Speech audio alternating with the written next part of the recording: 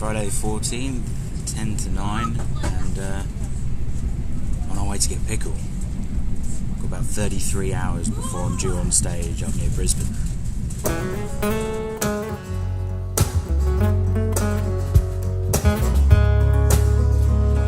This is where Pickle is apparently. Let's go find her. I think that you believe I owe explanations for the moves I've made. And I believe that you were right. You must be puzzled as to why the change. The battery had been left connected when it went into the container, so it was flat as. But we rolled it out, jumped it, and got going. Everything felt pretty good. So we stopped to fuel up, and it happened again, but with the help of this couple, we got rolling. But it kept happening. Update from yesterday. We had a big problem with the alternator battery. The van kept cutting out. So I bought a new battery and we just hooked that up to the old battery. So the lights went out, it got dark, we couldn't use the lights. So we camped out overnight at a service station and then got up at sunrise this morning, and I took the alternator, took the regulator out, and the connectors inside the alternator that go to the regulator were all corroded. So I just scraped away at all of that, put it back in, and a guy called Peter who charged the batteries whilst I was doing that, and we seem to be all right now, apart from just run out of fuel, so we're having a quick top up. But we might actually make it to Brisbane today or tonight. Having lost tonight, I accepted that I wasn't going to make any Saturday performances. Made my apologies and got back on the road. 200 miles later, clutch went. Chiseling chains, but now's come the time, and it shackles away. It's all quite simple. I got stuck in with bleeding the system, but with no joy, I started making some phone calls for advice. Moved on to the slave cylinder, pulling it out, taking it apart, cleaning it, losing my mind, put it all back together, and still nothing. So, more phone calls. I got onto Just Campers Australia to get a master cylinder couriered out, played around with that, put it in, nothing was working, and I'd run out of time. I'm broken and I'm fixing myself. So here's to you. I called Lindsay Eames, who'd spent the last year organising Dubs and Dibb, ready for our arrival, and broke the news that I wasn't going to make it. Work the space, create ourselves, then embrace what we built. Accepting defeat, thought best thing, move on to the next town, Campbelltown, driving without the clutch, to hunt down MacArthur Grange Automotive, a V-dub specialist that I've been told about. But now it's not the best, and I'm sorry for the pain as I lose control. After a little bit of gear grinding, we found the place and the man that knows his stuff.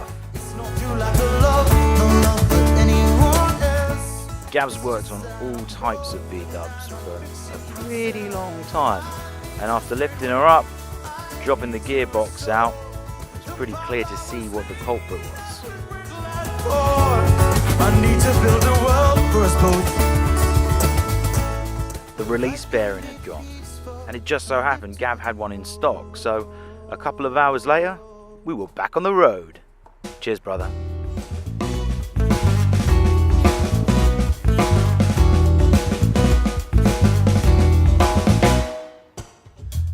A bit more relaxed now, we started cruising up the coastline and decided to check out a place called Fraser Beach, where we crashed out for the night.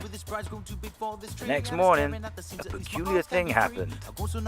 We called into a local supermarket in a place called Swansea to grab some supplies and met Nathan McLaren. Now the dude offered us a hot shower to start with, but we ended up spending an entire week with him. That's his dog Jimmy. He showed us exquisite coastlines, helped me get gigs, went to open mics, went to other people's gigs, and we partied. New friend for life.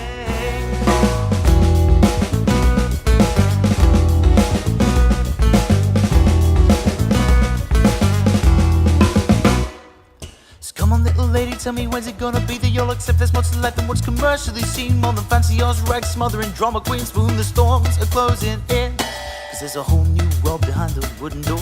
Sky blue ceilings and grass upon the floor, and trees for walls that go on forever, and storms are not welcome in.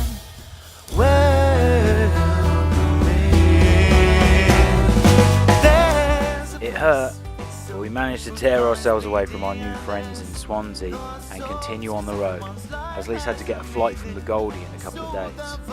Oh, it's amazing. Only damn problem is it's only a daydream, so far away. Our final stop before Lisa's flight was Danger Falls in a little joint called Dorrigo. Definitely worth stopping by if you're ever passing. Skating through my shoes every day just to make it to the work on time. All these other clowns go workplace, last thing on their mind. Happy through their days without spending a penny, what life must be. Come on Georgie, put another bun in the oven and let's live this life for free.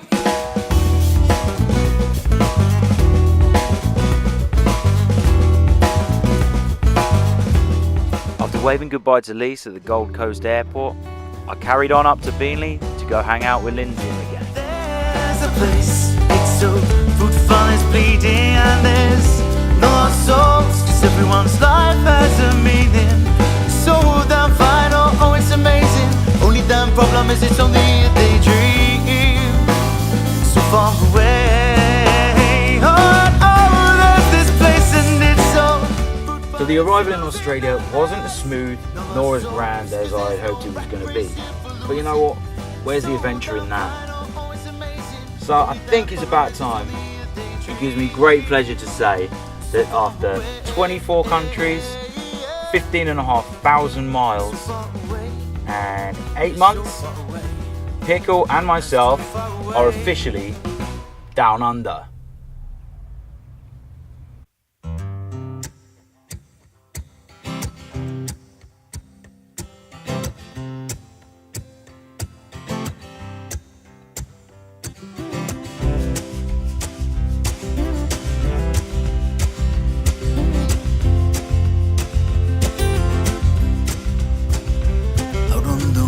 Again, I'm facing it alone again.